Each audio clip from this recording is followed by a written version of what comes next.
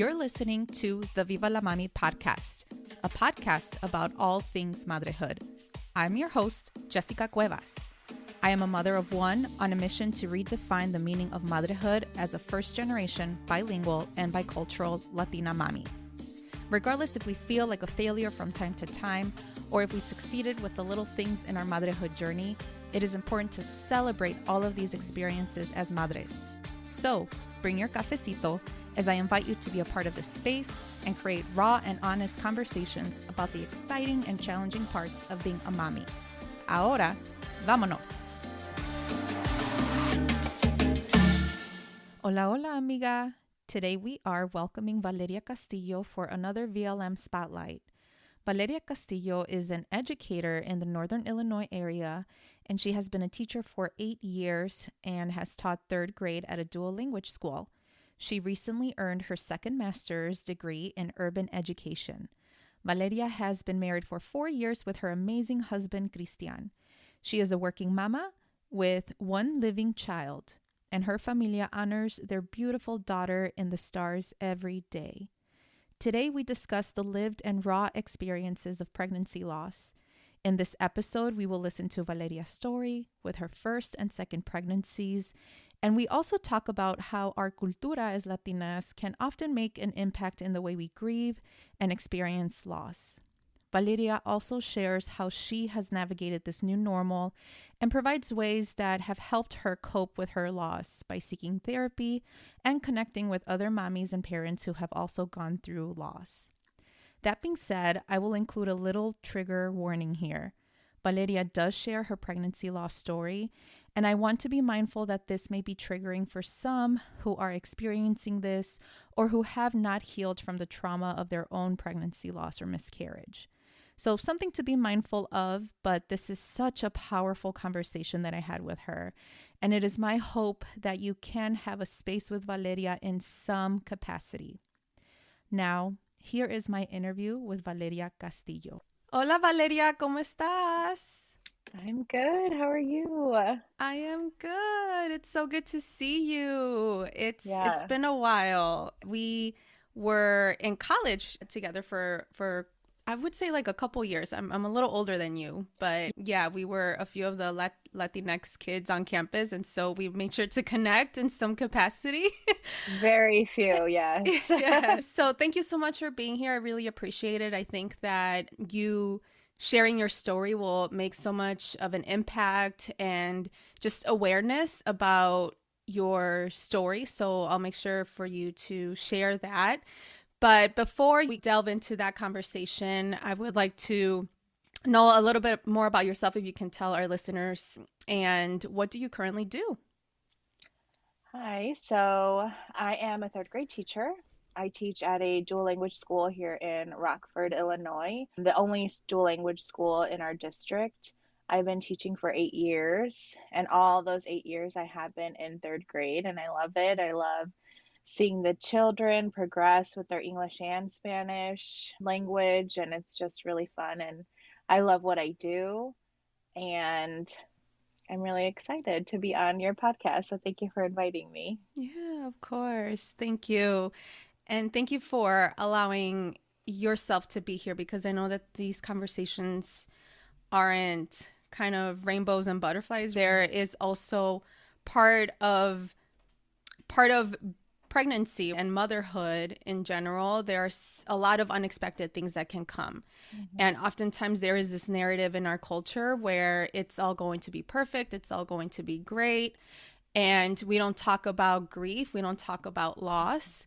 And so this is why I wanted to have you here, just so that you can talk about your experience. And so I personally know your story, and I really appreciate you being outspoken out there through your Instagram platform. And so would you be willing to share to our listeners about your first pregnancy?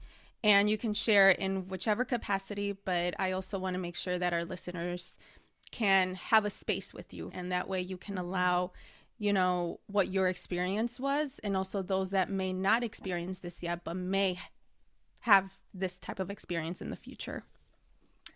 So my first pregnancy was like really bliss. The decision that we took to decide to expand our family, we just kind of acted on it right away. And right away, we got pregnant, like after the first try. So I was really shocked because I also did hear that, sometimes it might take a year, a couple months, Mm-hmm. but with us, it was just right away. And so we were very excited about that. It was like prime time COVID and lockdown. And so we would just kind of like kept to ourselves, stayed home, made sure we stayed safe.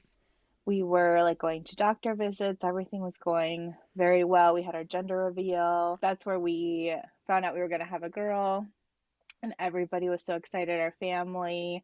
It was definitely the first girl on my side of the family because my sister has a boy. And so they were all Mm-hmm. excited it was going to be a girl. It was the first granddaughter of my husband's side, first grandchild. So they were super excited. Everything was going super well until around like maybe end of September, October of 2020, where I did see some signs that just felt off to me. Mm-hmm. And so that's where I kind of trusted in my OB to, have my back, to check on me.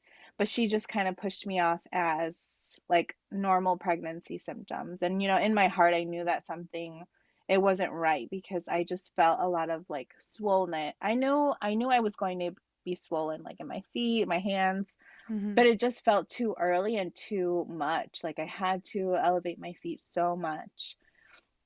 And just like, the discharge wasn't looking right. And then she just pushed it off as like, you're fine. It's normal pregnancy symptoms. And then the morning of October 5th was when I just started getting like sharp pain. And so I was like, something is wrong.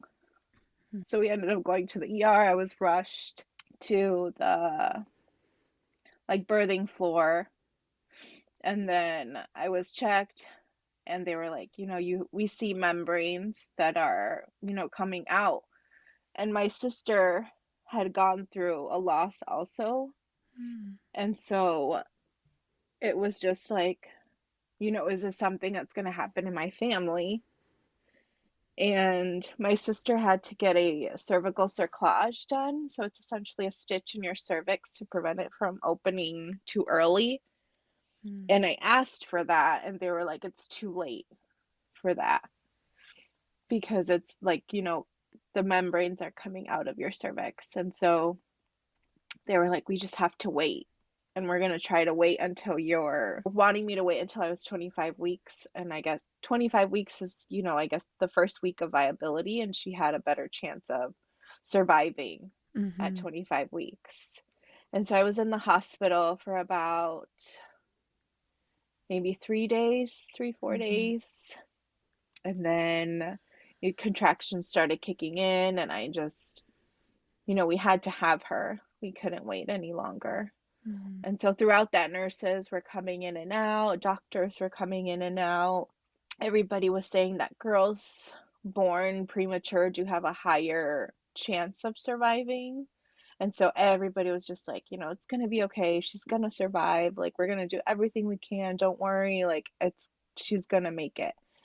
And so as soon as she was born, right away they put her in like the little NICU bed and they just rushed her out. And then my husband also followed. They told my husband to Mm-hmm. follow.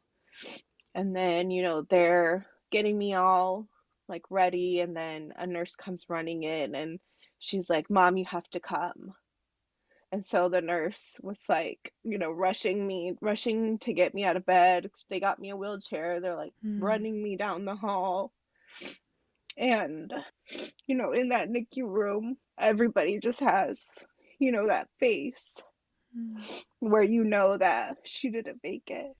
I think honestly that is, still continues to be the worst moment of anybody's life. You're wanting to start a family and to have to see your child die is the worst thing I think that could happen to anybody. People say like, people obviously get upset when their mom or dad dies, but they were able to live a full life, Yeah. do all these experiences, grow up, do whatever they want. But, my daughter didn't have that chance. And so after that, they bring in a priest, they baptize her.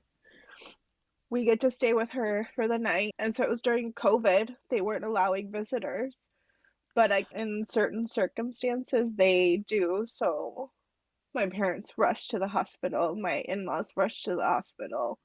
So luckily, they were able to see her and say goodbye, and which we're really grateful that the hospital did let them in for that. And so there's an organization in Rockford called the Haven Network, and they work a lot with bereaved families and families who have experienced loss. And the nurse actually asked me if I wanted them to call the organization, and I was like, I don't know what that is.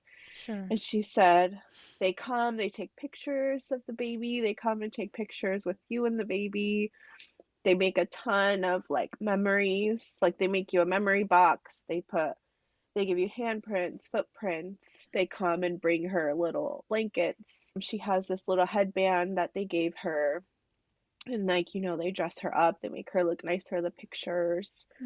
And they offer, services after, like therapy. They give you a whole album, like picture book. And so, I also thank the nurses in that organization too for helping us, through the most horrible night of our lives. Yeah. Yeah, oh my gosh, Valeria, like this is just powerful that you are sharing this, that you walked us through this, because I'm sure that, I mean, you are still experiencing grief. It's only been 2 years. And, I do remember the time that you shared this, and just oftentimes in our culture, we don't talk about, you have these high expectations in pregnancy and in childbirth, like everything is going to be okay. And the medical professionals were telling you everything is going to be okay. But I read that 1 in 4 pregnancies, women can miscarry or can lose, a child, in whether if it's stillbirth or early on in their pregnancy. And so that's something that we still have to be mindful and not ignore, because it can happen to anyone. And like how you said, your pregnancy was perfect. It was great. You are a healthy woman.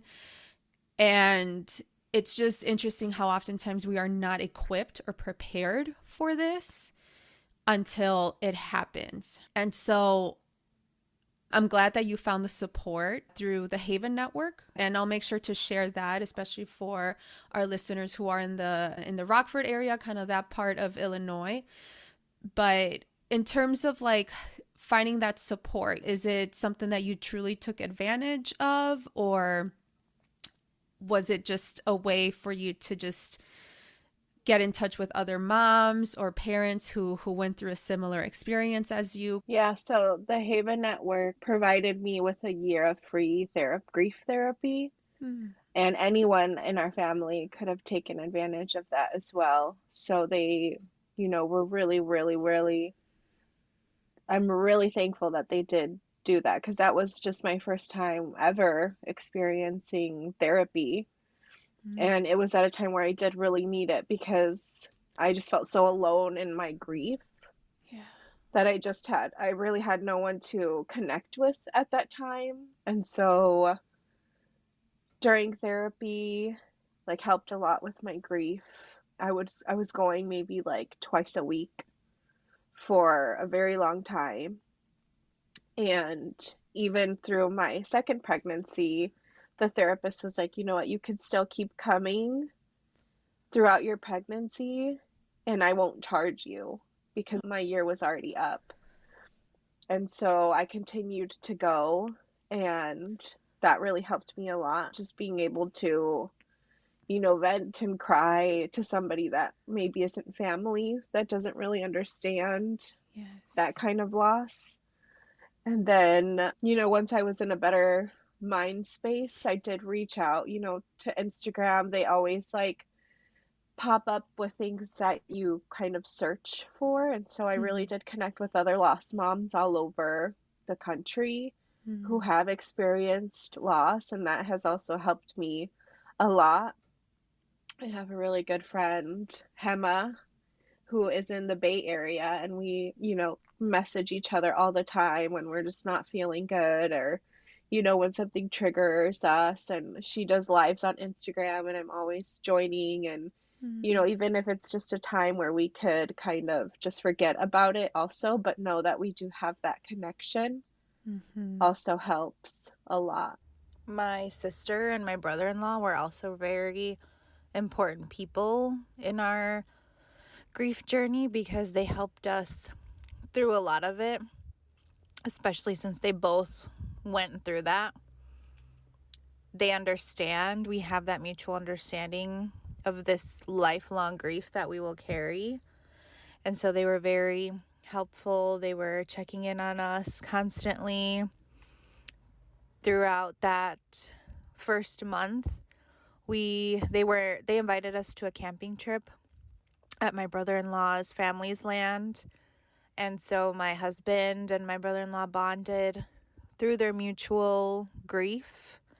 And of course, my sister and I, that made us, I think, a lot stronger. And that also helped with our relationship too. It made us a lot closer because we both went through that. We both went through this tragic loss together. And so both of them were just very, very understanding, and they've helped us so much and continue to do so also.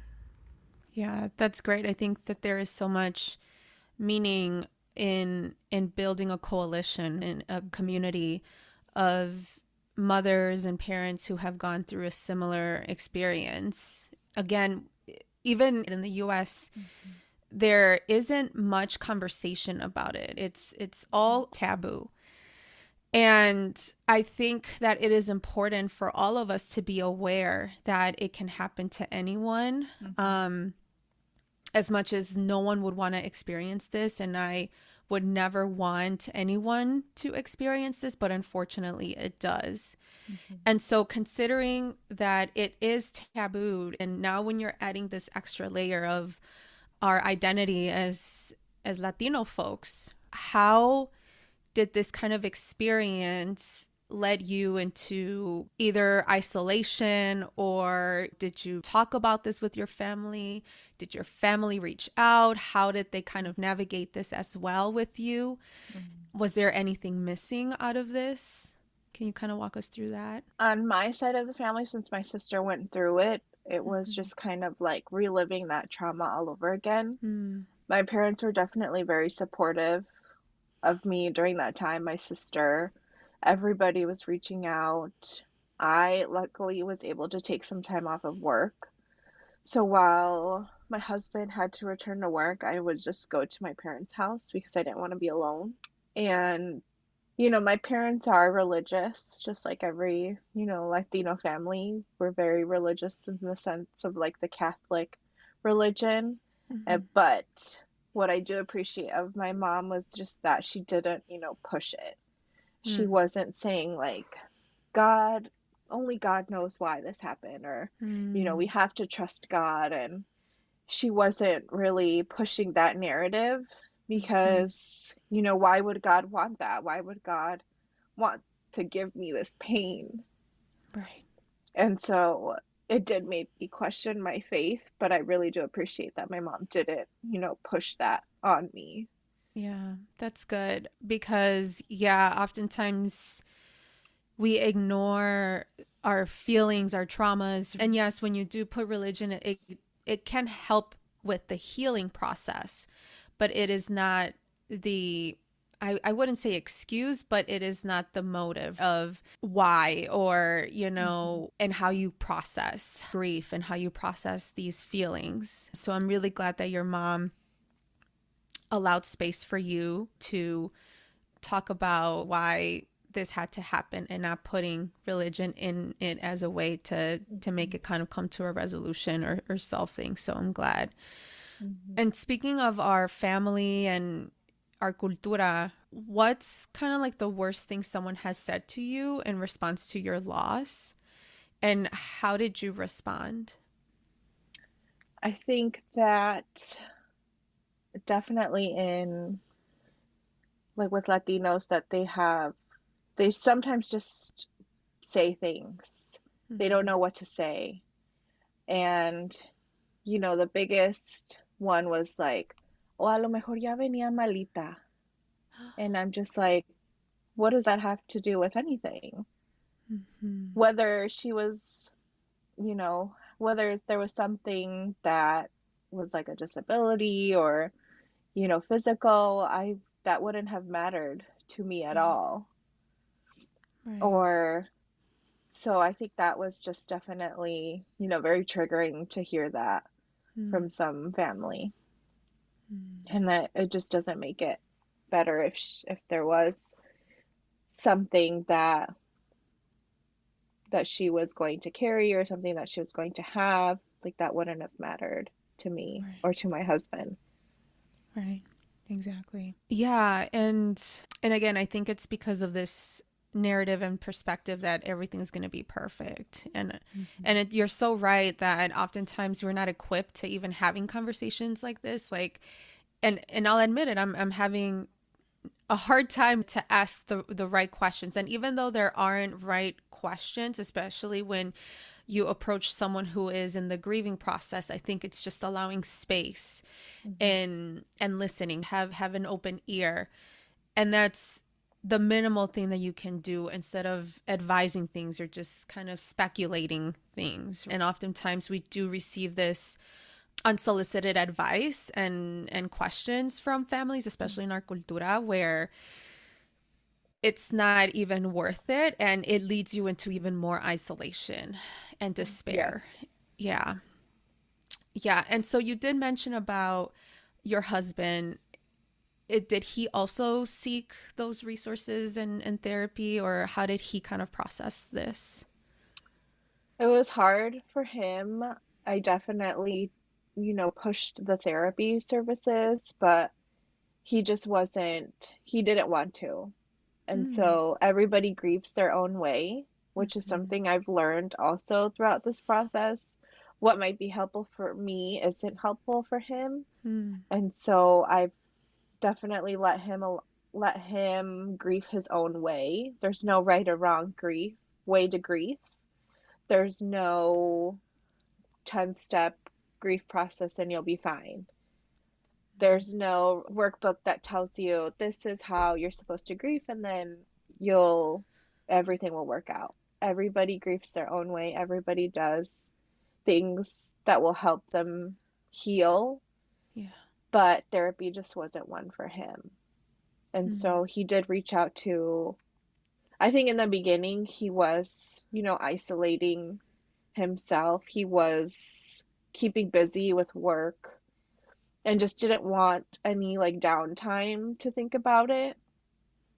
And I respect that because that just was working for him. You know, in the beginning, there were times where we would just, you know, both wake up and just start crying in the middle of the night. And I think as a man, especially in the Latino community, you have to be the strong one. And I definitely wanted to make sure he was okay and not just be okay for me, because I think he would see me crying a lot. And so his mindset was like, well, how can I cry if she's crying? I have to be there for her. So I think a lot of men in the Latino community try to suppress their feelings. And with something this heavy, I was worried for him. But, you know, he's talked to other friends about it. I think that's what really helped us, was friends coming up to us and saying they've also experienced that loss. And, you know, there's a certain couple, Carla and Justin, who we just adore. And they have, you know, they reached out to us. We weren't expecting, you know, them to. Carla dropped off like this, like, beautiful gift basket for us. And, you know, they've like invited us out and we've talked and, you know, not necessarily talk about loss, but just understanding that there is that mutual, you know, connection between us has definitely like helped us. And helped my husband as well with his grief. And Yeah. then now, he's picked up golf, so he loves to golf, and just things that can get him, you know, on just things that can get him like feeling better.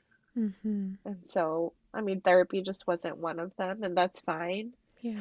I think our both of our families understand the importance of therapy. It just helped me, but it didn't help him. Yeah. Yeah. Yeah, that's great that he found a way to cope, whether if it's being distracted in different ways or activities.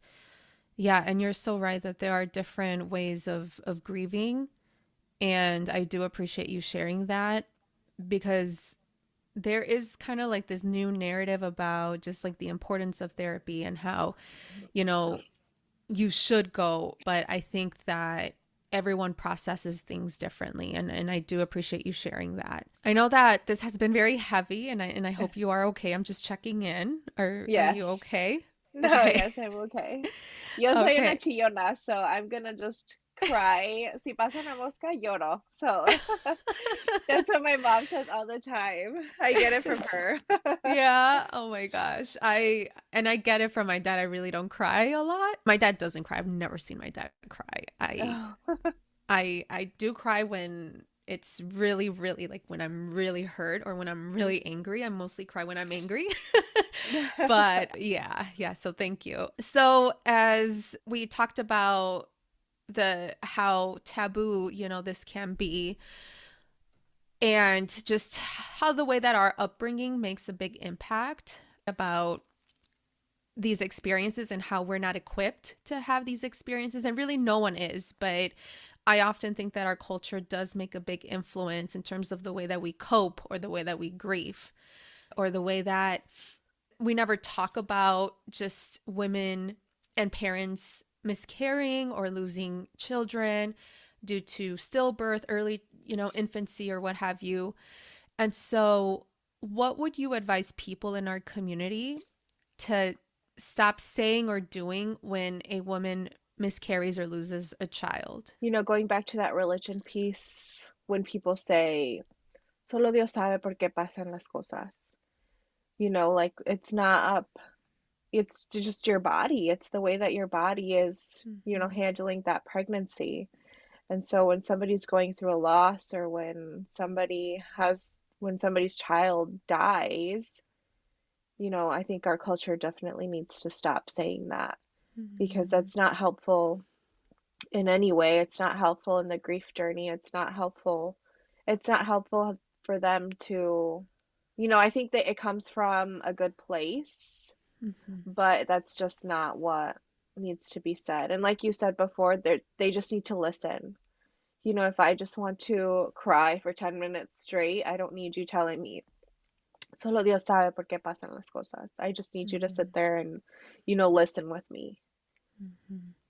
Yes. Yeah, that's a really good tip of advice. And this can happen in any kind of situation, like even when you lose a parent, or even, when just unexpected things happen.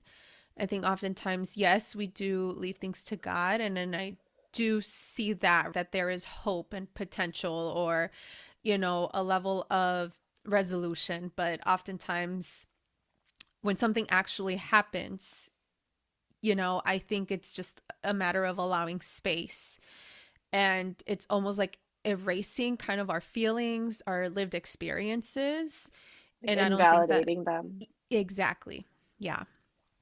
Yes. So, how has your loss shaped you to who you are today?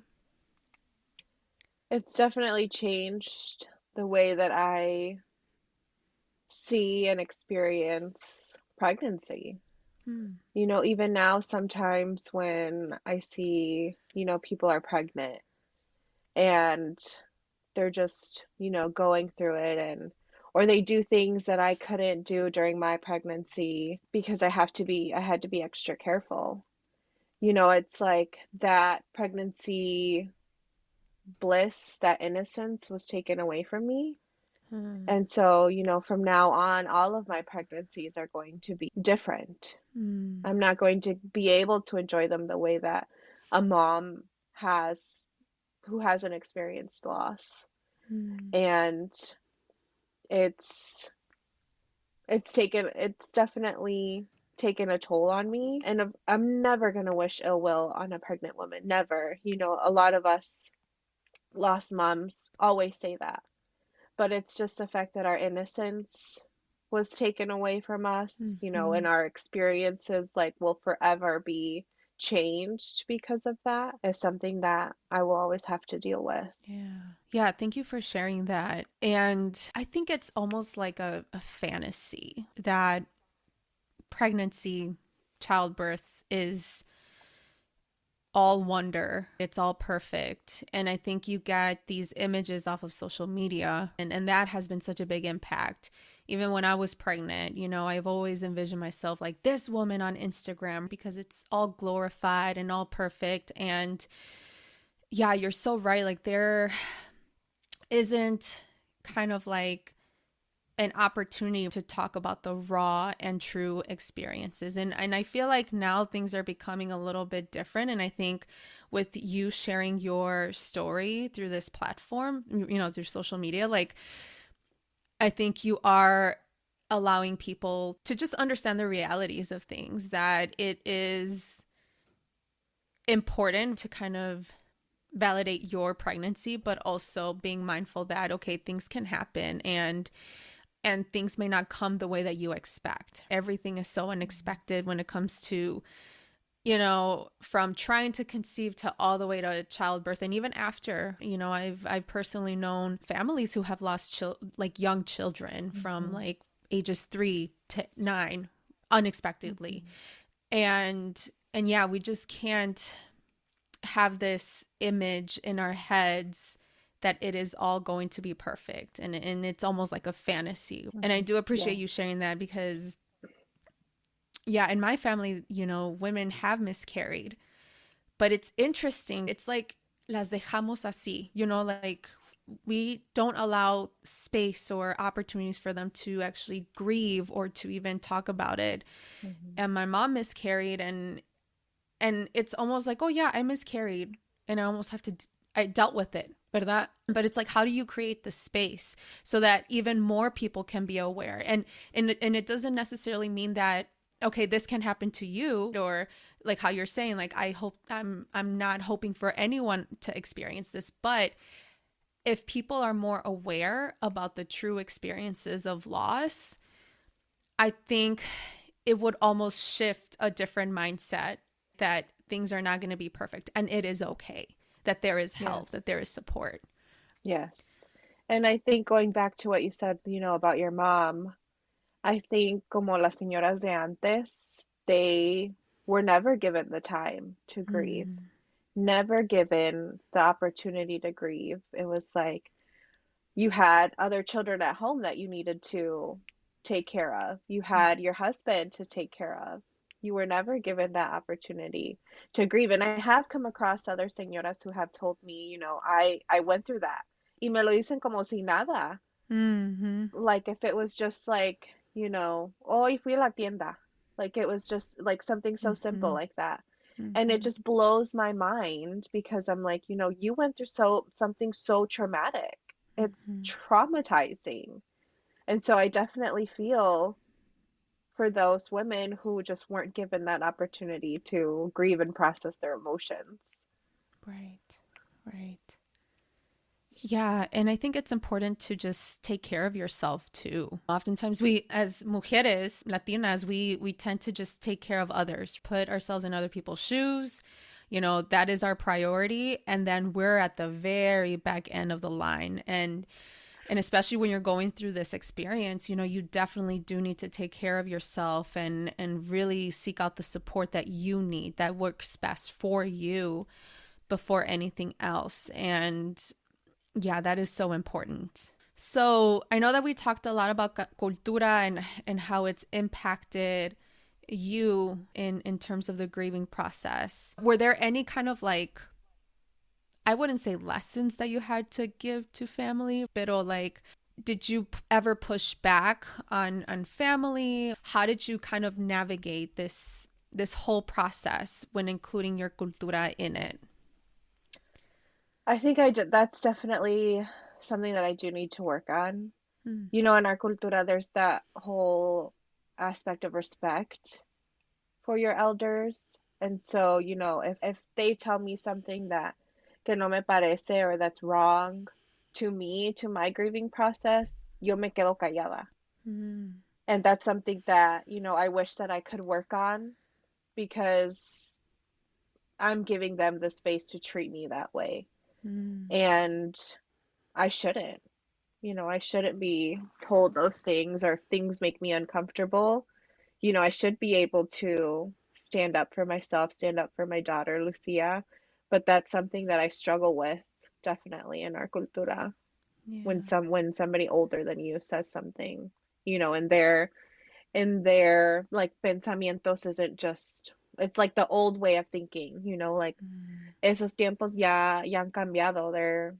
It's not the same as it is now, and they think that they Mm. could still talk to you that way or say things to you like that. And that's something that I do struggle with a lot. Yeah. Yeah, but you know, it's good that you are aware of it. And if you think that that is something that you need to work on, at least you recognize it. And Mhm. perhaps, you know, in the future, you could stand up for whenever you feel like you need to. So that's good that you've even made that self awareness to Yes, yourself. Yeah. Yeah. Yeah. So now you have a beautiful baby boy. I And do. Yes. yeah. And so, first of all, congratulations. Thank you. Yeah, you did share that you went through fertility treatments and you have been outspoken about that. So, can you tell us a little bit more about your second pregnancy? Yeah, so we didn't really have a certain timeline of when we wanted to try again after losing Lucia. Mm-hmm. I think now reflecting on it, you know, after you lose something, you really want it. Mm-hmm. And my mindset after losing Lucia, I was like, okay, next month we're gonna try. And so, you know, when something is taken from you, you like want it even more. But I wasn't allowing myself to grieve and go through those emotions. And so, you know, with therapy and time and just like needing a primary doctor, I didn't have a primary doctor, so I was just looking for one just to get like a regular normal checkup after everything that happened. And so it ended up that my doctor was also like a natural family planning, like fertility specialist. Mm-hmm. And so I had told her about my loss, and she was like, okay, we're going to get all this blood work done. I'm going to see if it's like a hormonal thing, and then we're going to start on a treatment. And so I went in, they had to take so much blood. Then I had my follow-up appointment, and she was saying that she told me it was a hormonal imbalance, Mm-hmm. and that could have been the reason for my loss. And so, in order to correct that, she had to prescribe me progesterone, which I guess is just like the lowest, you know, way that you could start on fertility treatments. Mm-hmm. And so, at first, it was intramuscular, like injections, and I would have to go in like every week for blood work to see if my progesterone levels were rising enough to where that I could sustain a pregnancy. Mm-hmm. So it's every week going in for blood work. And she did not like the way that the numbers were slowly progressing. And so then she ordered an oral pill of progesterone. So I was doing the oral, doing the injections, and it still wasn't enough. And so then we would like, she also had me monitor my cycle, monitor my like ovulation days, look for certain, the way that the discharge was looking like. And so I learned a lot from her as well with tracking your cycle, like trying to get pregnant. You know, we assume that you have sex, you're going to get pregnant, and that's not the Mm-hmm. case. Mm-hmm. And so, and especially in our culture, you know, if you talk Mm-hmm. about sex, if you talk about all of this, it's like that's bad. You shouldn't be doing that. Right. So it's like I had to learn all of this on my own Mm-hmm. through her at like my age. And it was definitely a lot that I learned through my doctor. And so then when she did see a good set of numbers of my level, she was like, okay, I want you to try right now. So then we tried and we got pregnant. Wow. And so we were just super thankful for her and the way that she was taking care of us, taking care of me. Even throughout my pregnancy, I had to get my progesterone monitored as well. Mm. So it was, again, weekly pokes, weekly blood draws. And she also didn't like the way my numbers were slowly rising. And then she added, so throughout my pregnancy, I had to maintain the injections, I had to maintain the oral pill. Mm. So then she added a suppository progesterone. So I was on all three progesterones, and um and I had to until about 37 weeks. She said she would have taken me off of that, but Gabriel decided to come a little early, and I had him at 34 weeks. And then there was like 1 week where I had missed my blood draw, obviously, because I was in the hospital giving birth. And she sent me a message. She's like, "Hey, I missed your blood draw. Were you able to get it?" And I'm like, "Oh, my son was actually born." And she was like, "Oh my God, congratulations." She's like, "You never miss your appointment." So I was just wondering. Oh. Yeah. But we really liked working with her and how she was That's able good. to, be very understanding with the loss and be very aware and be very patient with us. And she also reminded me, it's going to take time. We have to correct this first. Like, do not be impatient. Like, please Yeah. just allow me to help you. And so we were very grateful for her too, and for my OB as well. Yeah. I ended up switching OBs Okay. because the first one just totally, we both decided, my husband and I, that she wasn't for us. Yeah. And the doctor that actually delivered Lucia became my OB. I had heard of him before, and I knew that he was just such an incredible doctor, but wasn't taking patients. Mm. And so that night, after I gave birth and after they moved us up to the mom and baby's floor, he came up to check up on us. And I was like, please, like sobbing, please take me as your patient. And he was like, yes, of course, just call my office, tell the nurse that you spoke with me, like they will know and they'll take you in. And even him, be as a man, as a woman, I was like, I'm gonna get a woman OB, they're more Yeah. understanding, they know what it's like, blah Mhm. blah blah. Like, that's not always the case. Mhm. Sometimes they don't really advocate for you as much. Right. And so, I threw that out the window and I was like, you know what, he's a man, and I'm just gonna set everything aside, and I know that he's going to take care of me. Yeah. And even then, after every visit, he was like, if you guys ever feel that something's off, call me, come in, we will make time. Mm. If you just want to come in so that you can listen to the heartbeat, come in. He's Mm. like, no question is a stupid question. He's like, we can laugh about it after, but no question is a stupid question. And so Oh. then he wanted me to get that cerclage that my sister got at 12 weeks, a cervical cerclage. So it was a stitch in your cervix to prevent it from opening too soon. Yeah. And that in itself was also a scary process because, I had to get a spinal tap while pregnant. Oh, interesting. And it was just scary. They rush you, they don't rush you, but they put you into the operating room. Everything's white, all the bright lights are around you. There's like 10 people in there. You have the anesthesiologist, you have the OB, you have the helper, you have a couple of nurses. Yeah. And so they're monitoring the baby, they're putting in the stitch. I don't feel anything. I just feel like, the tugging and pulling. And then it was super quick, but I was almost there. It was an outpatient Procedure. procedure.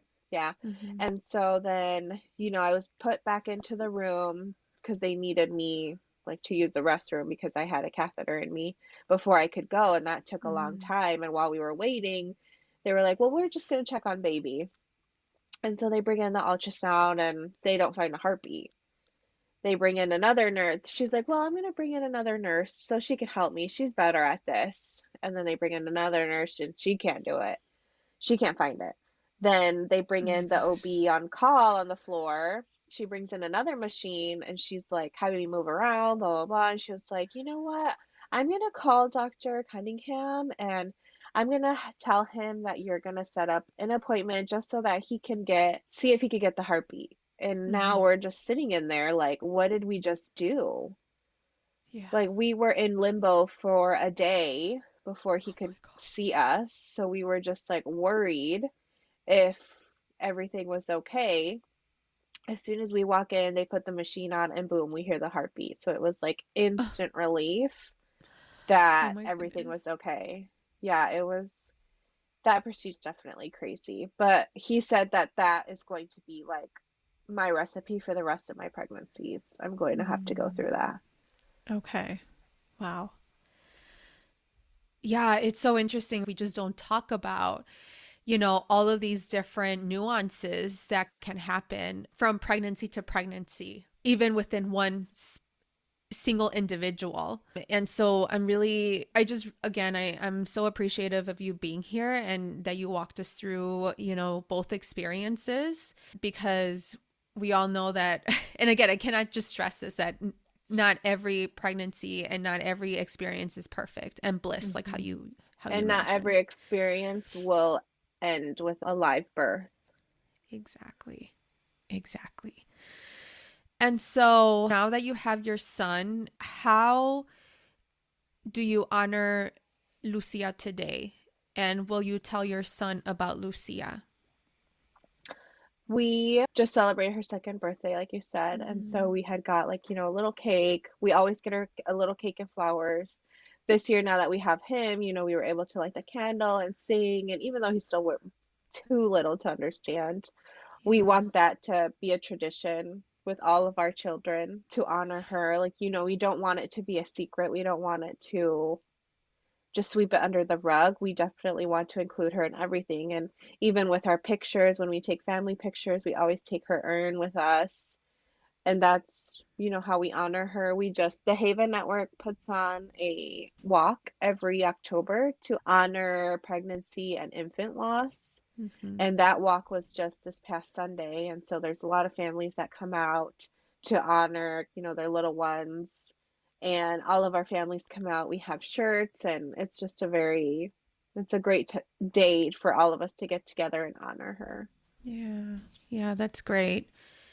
Yeah, I think it's important not to forget, because you yourself lived this very traumatic experience, and it's not like you can just shove it under the rug. Right. I think it is very important for you to vocalize, your experience, and you're already doing this through this platform, and I'm sure that many other mommies will be able to connect. And this is why I wanted you to be here. And also just the way that you just talk about this lived experience. And yeah, I think that you are so like powerful. You're so resilient. And I do appreciate you sharing your story. Now that we are almost kind of like shifting gears, is there anything else that you would like to share, or, kind of like talk about as far as with your experience in losing Lucia, or how you're navigating this now? I think that there's also like a new trauma that forms with pregnancy after loss. And Mm. people assume that now that you have a baby, you shouldn't be sad. Or now that you have a Mm. baby, you can be grateful now. You can have fun. You can be happy. And that's not the case. I'm always going to have, my therapist said that you can always have like happiness and sadness sitting at the same table.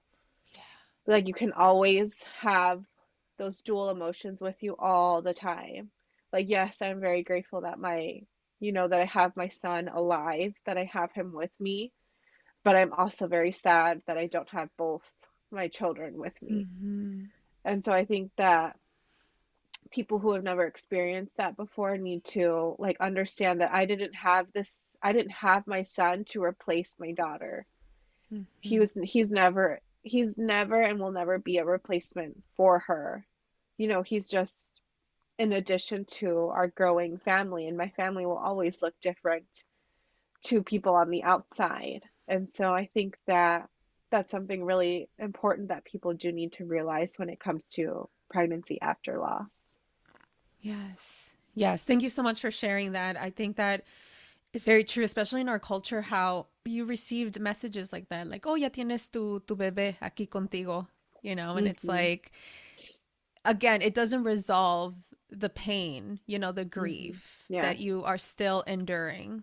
And it's just like, I wish that there was a way, an educational moment to share to, especially our past generations, like our grandparents, our parents, tias, tios, like I wish that there is an opportunity to just speak up. And even though you do, oftentimes you shouldn't be the one that is only educating them. And so I hope that they do listen to this episode, and really anyone else. Just again, it's important to just allow space and opportunity to just share and listen, right, on the other side. So yeah, thank you so much for sharing that. I think that's very powerful. All right, so I will ask you 3 questions, and I usually ask this for my interview guests. So these are my Viva la Mami Madrehood questions.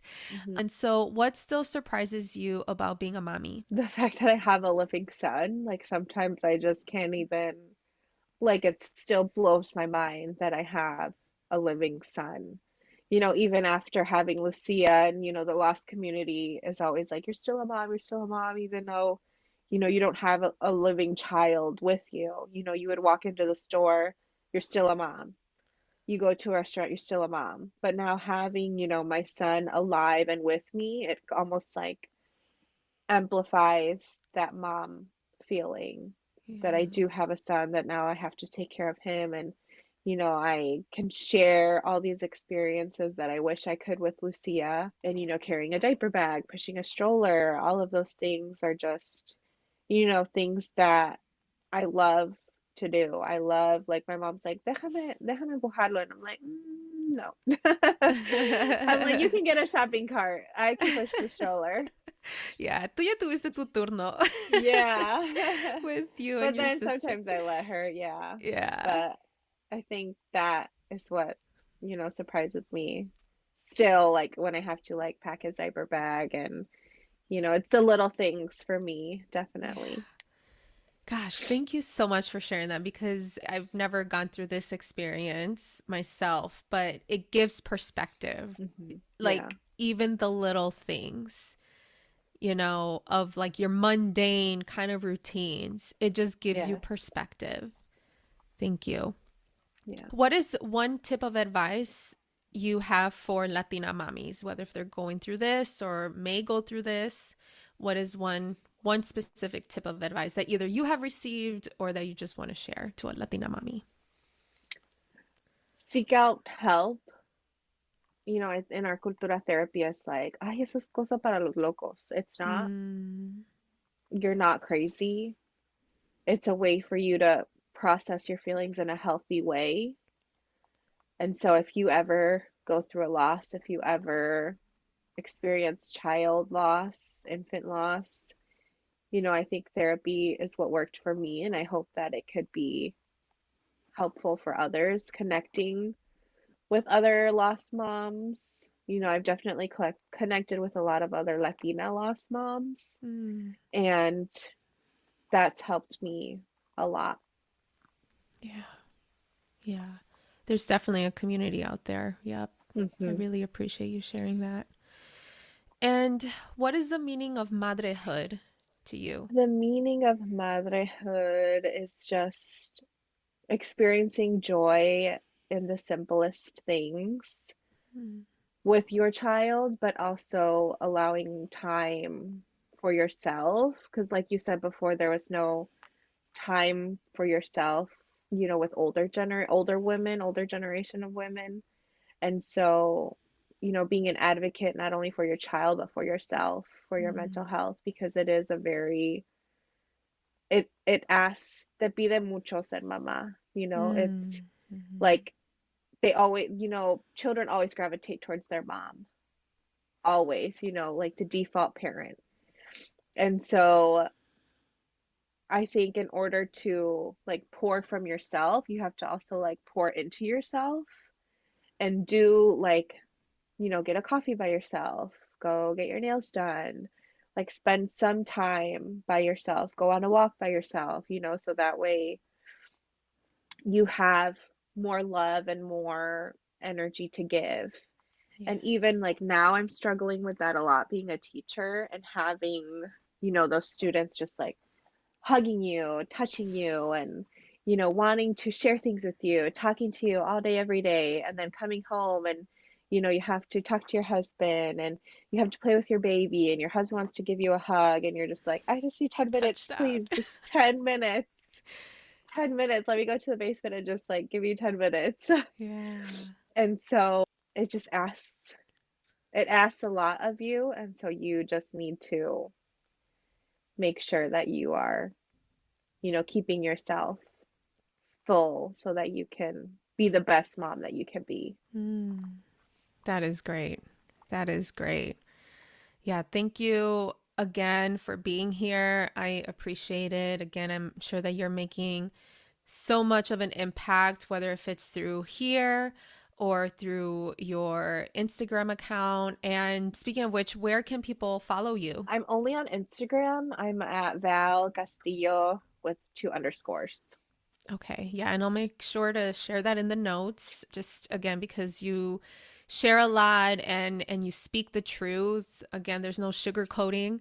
Even though, yes, you did lose Lucia 2 years ago, it's still fresh, it's still new, and we still need to honor her, in her Mm-hmm. memory, forever and always. And know that I'm always having you in my thoughts. I always have her in my thoughts Thank as you. well. Yeah. So thank you so much for being here again. And I hope that, amigas, you have an opportunity to have this space and reflect and think, and hopefully you can share this with another amiga in terms of loss, and know that you are not alone. So thank you. Yes, you're not alone.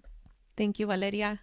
Thank you so much for having me and giving me the time and your, new platform and your new podcast to help me, also with my grieving journey and to help, hopefully connect with other lost mommies. Thank you. Thank you for tuning in to the Viva la Mami podcast. If you like this episode, make sure to leave a review and write what episode really resonated with you. If you really loved it, share it on social media or with an amiga. As always, please subscribe to this podcast wherever you are listening. Make sure to follow me at Viva la Mami on Instagram or visit vivalamami.com. Please note the information shared in this podcast is for educational purposes only and should not be replaced by your healthcare provider nor taken as professional advice.